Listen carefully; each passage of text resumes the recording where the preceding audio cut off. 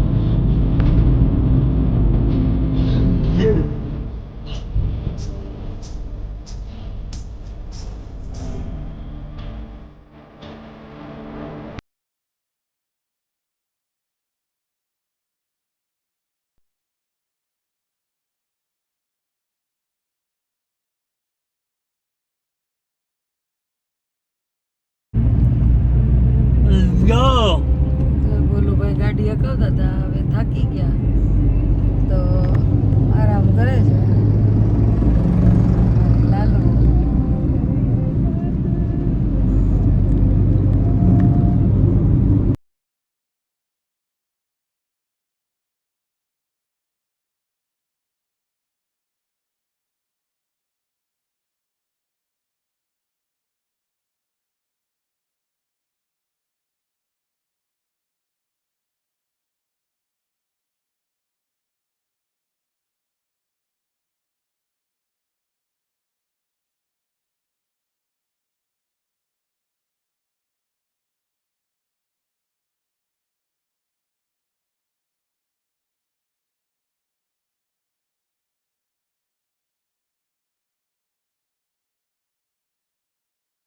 તો હવે આપણે આવી ગયા છીએ માધવપુરના દરિયાકાંઠે. તો તમે જુઓ ને તો માધવપુરનો દરિયો છે ને એકદમ તોફાની તો છે, ધ્યાન ખૂબ રાખવું જોઈએ, પણ એટલો નયનરમ્ય છે ને કે એક બાજુ જમીન છે અને એક બાજુ દરિયો છે અને વચ્ચે આખો રોડ છે કે જે પોરબંદરથી તમે સોમનાથ સુધીની યાત્રામાં તમને ખૂબ જ સરસ મજાની આ યાત્રા કરવાની મજા આવે.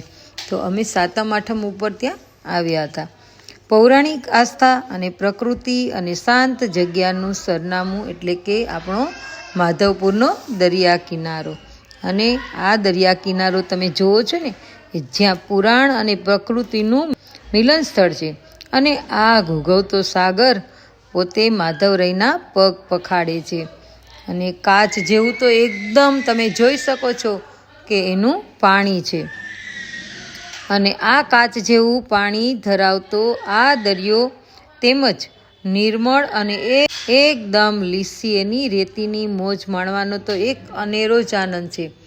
આપણે જ્યારે નાના હતા ને ત્યારે એમાં ઘર બનાવતા, પગ રાખી અને રેતીમાં કૂબા બનાવીને ખૂબ જ મજા આવતી, મંદિર બનાવતા અને તેમાં કોડી પણ ખૂબ જ મળતી, રેતીઓમાં ખાડો કરીને આવી જતા. સરસ ખાડો કરીને એટલે કે અમે દરિયા કિનારે રાત્રે ખાડો કરી અને અમે સીલ રહેતા ત્યારે દરિયાકાંઠે ખાડો કરી દેતા કે એમાં કોડી બધી ભરાઈ જશે અને પછી સવારે જોતા. સીલ રહેતા એટલે દરિયાકાંઠો છે એ અમારે એકદમ નજીક થતો.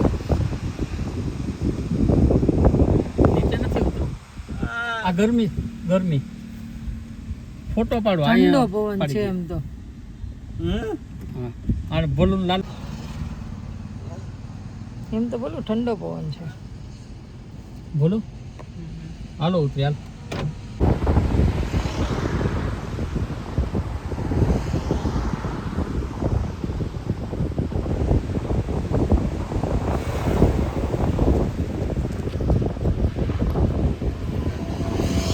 બાય.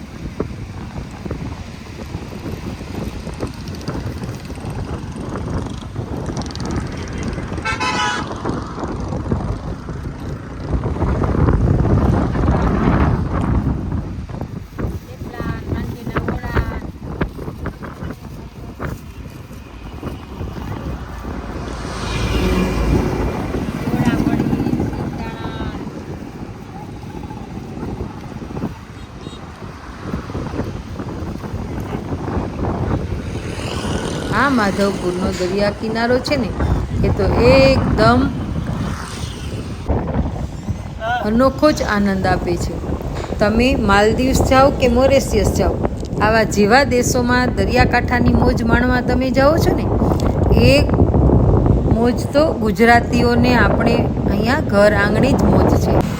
અને પોરબંદરથી તમને આ 58 કિલોમીટર અને જૂનાગઢથી 75 કિલોમીટરના અંતરે આવેલો આ ઘેડ પંથકમાં આવેલો આ માધવપુરનો દરિયાકાંઠો છે ને, એ જોતાં જ તમને લાગે કે કુદરતે એના અણમોલ મોતી છૂટથી વેરેલા છે.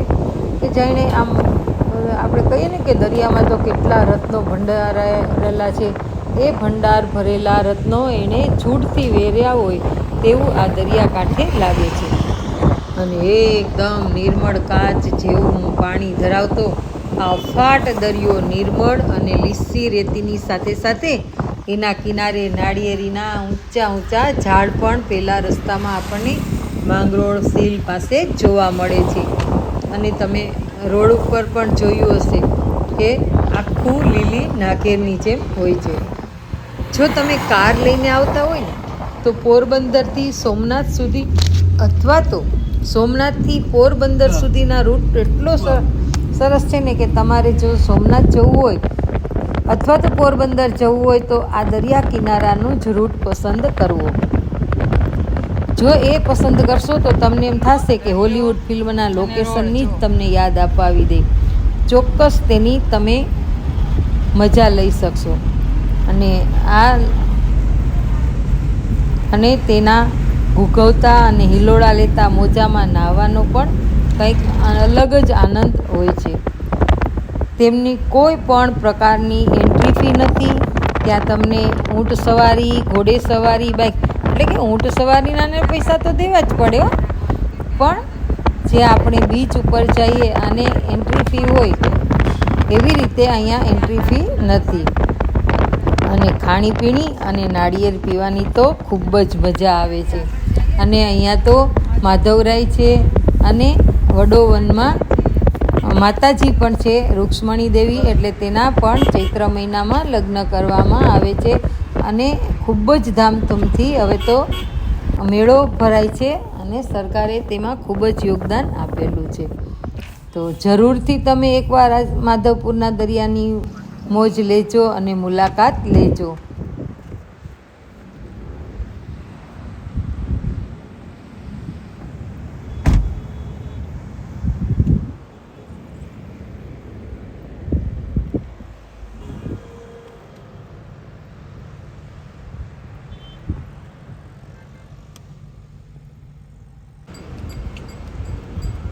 કઈનું તારું નતું કીધું, એવું બોલવાનું, એવું બોલે કે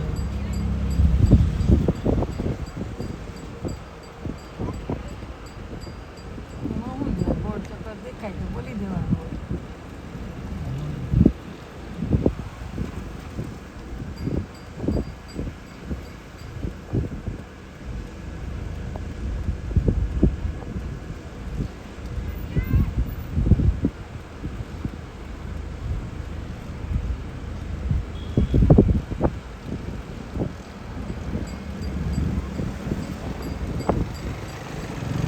મમ 105 કપાળ.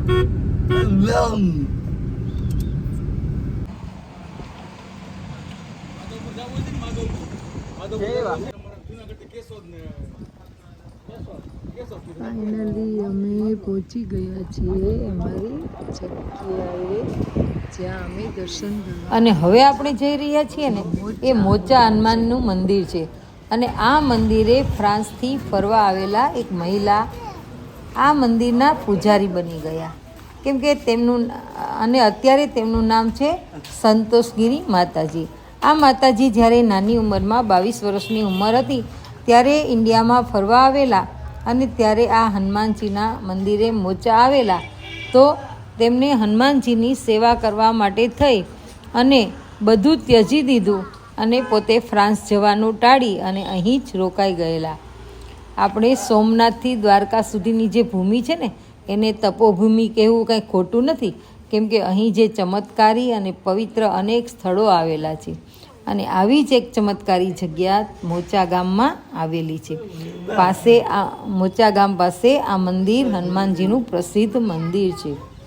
આ માતાજી 22 વર્ષની ઉંમરથી અહીં રોકાઈ ગયેલા છે અને ત્યારથી અત્યાર સુધી તેઓ જ સેવા પૂજા કરે છે. અને અત્યારે તેમને મંદિરમાં સેવા કરવાના 50 વર્ષથી વધારે વર્ષ થઈ ગયા છે અને તેઓ અહીં સેવા પૂજા કરે છે. અને તેમને હનુમાનજીના ભક્તિનો રંગ લાગી ગયો અને બધું જ છોડીને તેઓ અહીં રહી ગયા. માથા ઉપર જટા અને ભગવા કપડામાં મા સંતોષગીરી માતાજી ફ્રાન્સને ભૂલી અને હનુમાનજીની ભક્તિના રંગે રંગાઈ ગયા છે. સામાન્ય રીતે હનુમાનજીની સેવા મહિલાઓ નથી કરતી, પરંતુ આ એક જ માત્ર એવું અનોખું મંદિર છે ને કે જ્યાં હનુમાનજીની સેવા પૂજા માતાજી સંતોષગીરી માતાજી કરે છે. બીજું કે અહીં બાળકોને મોટાઓને રમવા માટે પણ ઘણું બધું છે. તો અહીં તમે જુઓ ને તો એકદમ આમ ગોળાકાર પિલોર પણ એટલા સરસ સરસ બનાવેલા છે, શંખ બધા મૂકેલા છે. અને અહીં એકવાર મુલાકાત તમે જરૂર લેજો.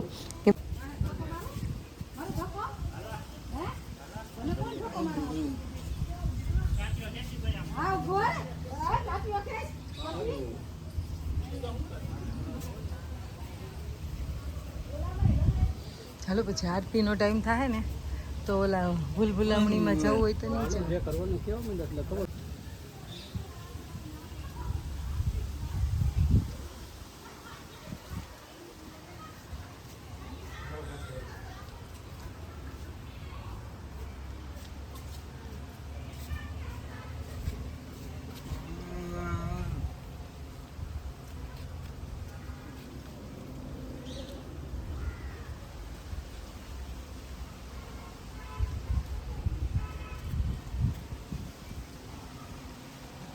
કે બાળકો તેમજ મોટાઓ માટે ભૂલભુલામણી જેવી રમત પણ તૈયાર કરવામાં આવી છે, જેથી કરી આ ભૂલભુલામણીમાં તમને લગભગ પોણી કલાક જેવું લાગે અંદરથી પસાર થાઓ ત્યારે.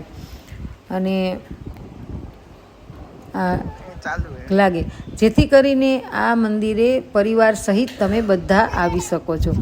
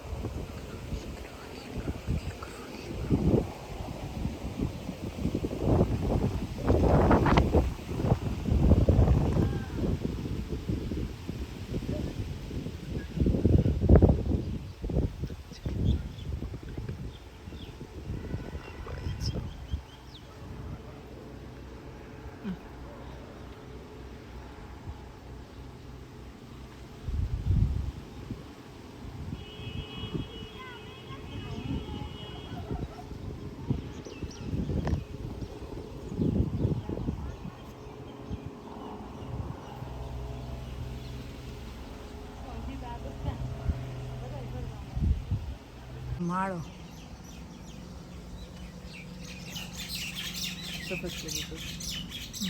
તેમજ અહીં ચબૂતરા એટલે કે પક્ષીના માળાઓ એવું ઘણું બધું જોવાલાયક છે. તો તમે આ મંદિરે જરૂર આવજો. અને અહીં ચા પાણી અને પ્રસાદી તો સતત ચાલુ જ હોય છે. તો તમે આ મંદિરની મુલાકાત અવશ્ય લેજો. અને અમને તો બહુ ગમ્યું. તમને કેવું જોવામાં લાગ્યું તે તમે કમેન્ટમાં જણાવજો. તો બોલો શ્રી મોચા હનુમાનજી મહારાજની જય.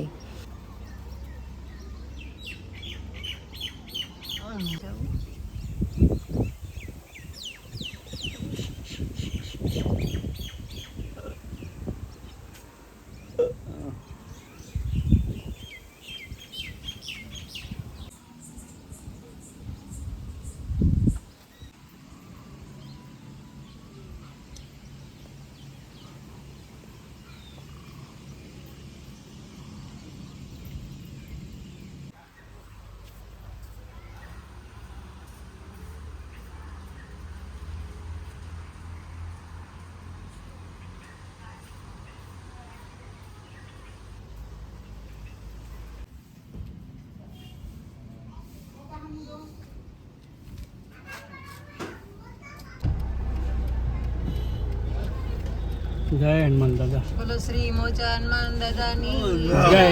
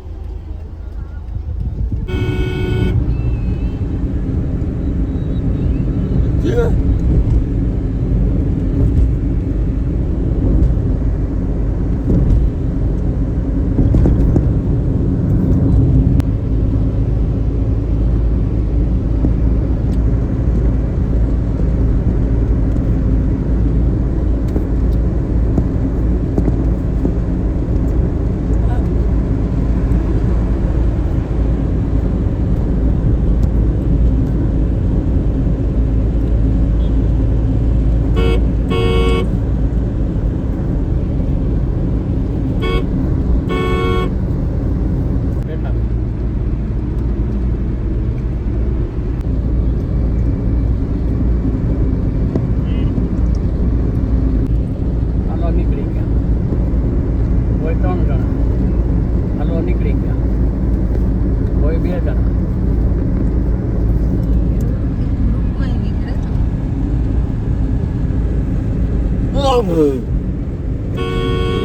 ઉદ્ધવપુરની બે સાઈડ આખી મોટરોથી ભરી છે અને દરિયાકાંઠે છે અત્યારે. હવે અમે રિટર્ન પાછા જુનાગઢ જઈ રહ્યા છીએ. તો તમે બન્યા રહેજો. અને પછી 7મ 8મ હોવાથી ગીર્દી પણ બહુ જ હોય તો પછી અમે હોટલમાં જમી લીધું.